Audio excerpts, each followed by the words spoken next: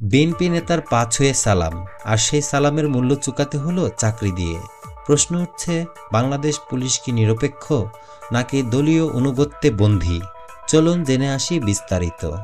বিএনপির জ্যেষ্ঠ যুগ্ম মহাসচিব রুহুল কবির রিজভীর পা ছুঁয়ে সালাম করা সেই সার্জেন্টকে অবশেষে সাময়িক বরখাস্ত করা হয়েছে।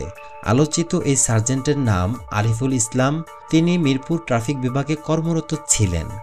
গতকাল শুক্রবার রাতে ডিএমপির গণমাধ্যম ও জনসংযোগ বিভাগের উপকমিশনার মোহাম্মদ তালেবুর রহমান জানান, ডিউটিতে অনুপস্থিত থাকার অভিযোগে আরিফুল ইসলামকে বরখাস্ত করা হয়েছে।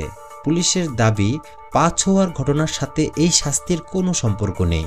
তাকে ডিএমপি সদর দপ্তরের প্রশাসন বিভাগে সংযুক্ত করা হয়েছে।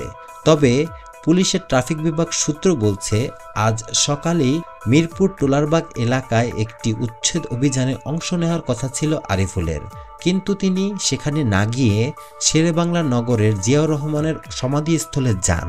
সেখানেই বিএনপি শীর্ষ নেতা রুহুল কবির রিজভীর পা ছুঁয়ে সালাম করেন তিনি।